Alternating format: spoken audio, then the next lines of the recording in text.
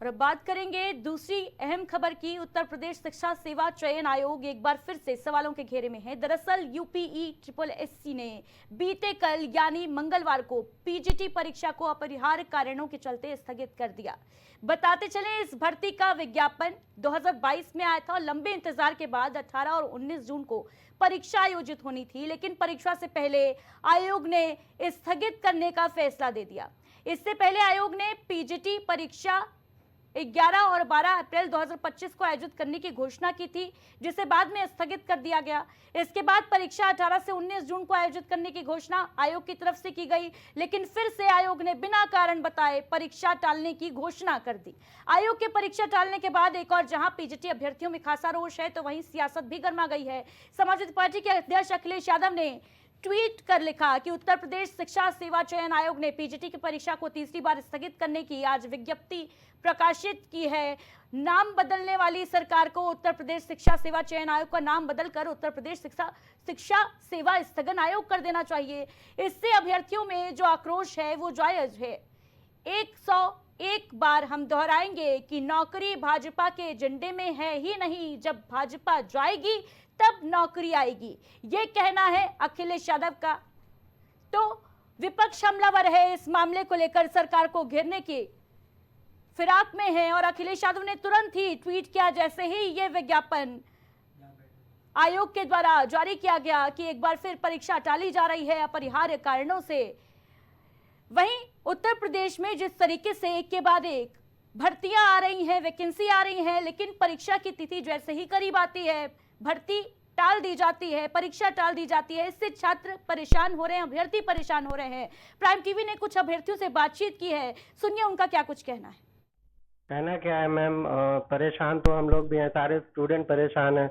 अब जैसे ये पीजीटी का एग्जाम है, काफी समय पहले आया हुआ था, उसको पोस्टपोन करते करते करते करते लाइक हम लोगों ने इकोनॉमिक्स में पढ़ा है 5 ईयर प्लान, तो वहां पे काम किया गया था कि डेवलपमेंट पे लेकर के।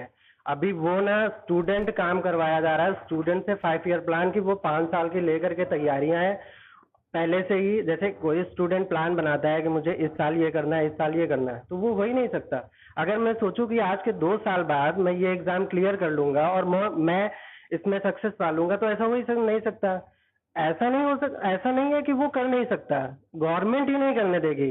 अगर मेरा एग्जाम 2 साल बाद है, मैं आया तैयारी करने के लिए, 2 साल तक प्रिपेयर करा, अच्छा करा, जब एग्जाम आने वाला है तो पोस्टपोन कर दिया गया। क्यों, कौन से रीजन की वजह से, पता नहीं कौन से रीजन। और बाकी चीजों में तो कई सारे रीजंस होते हैं, बस स्टूडेंट की जो बातें होती हैं उनका कोई ध्यान ही नहीं देता है, कोई मुद्दे ही नहीं होते। ऑफलाइन एग्जाम तो कैंसिल हो ही रहे थे, उसके साथ साथ ऑनलाइन एग्जाम भी कैंसिल हो रहा है। कहीं सर्वर का दिक्कत आ रहा, कहीं पेपर लीक हो जा रहा, तो ऑनलाइन में इतनी बड़ी दिक्कत, ये सोचने वाली बात है।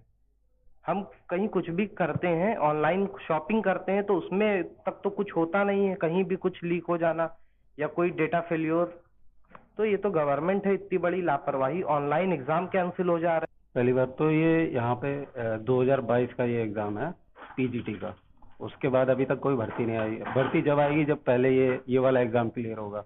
ये वाला एग्जाम 3 बार पोस्टपोन हो चुका है और इस बार भी इन्होंने डेट 18 तारीख अभी लगी हुई थी, 18 जून को भी इन्होंने पेपर नहीं करवा पाया और एंड टाइम पे ये हुआ कि इन्होंने पेपर स्थगित करके और अभी तक डेट क्लियर नहीं करी है।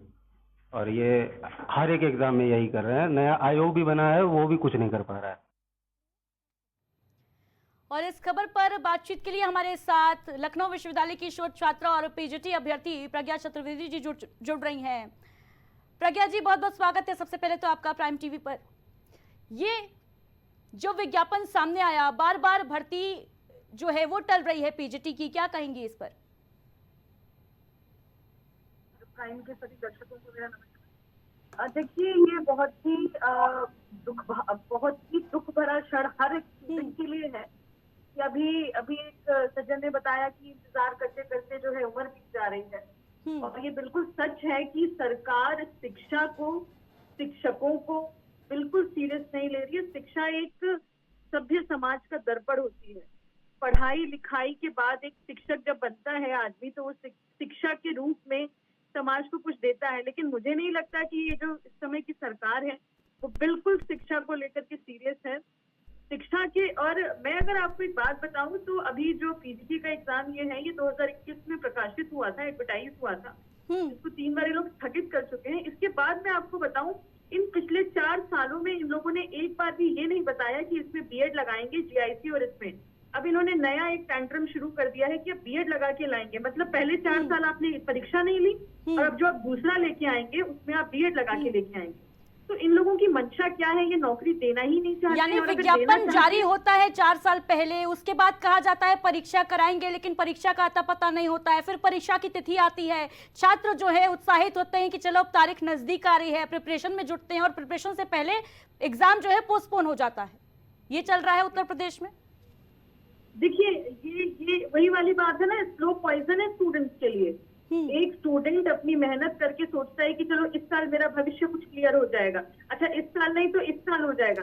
ये तो स्लो पॉइजन दे रहे हैं, बच्चों को मारने की कोशिश कर रहे हैं। कोई फायदा ही नहीं है पढ़ाई लिखाई का। हम लोग को क्या करना है, वही बात है ना, फिर पकौड़े तलने का ही काम शुरू करना पड़ेगा। ये तो कुछ फायदा ही नहीं है पढ़ लिख करके किसी एग्जाम के इंतजार करने का।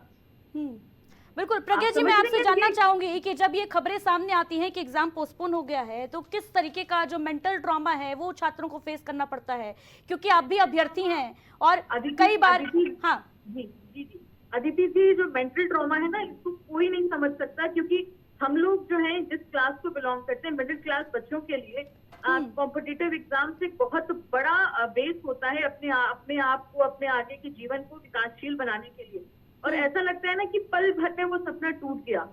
तो सरकार शायद बिल्कुल भी नहीं सोच रही है कि वो अपने युवाओं के साथ, अपने वोटर्स के साथ क्या कर रही है, बिल्कुल नहीं सोच रही है। बिल्कुल प्रज्ञा जी, हमारे साथ जुड़ने के लिए आपका बहुत बहुत शुक्रिया।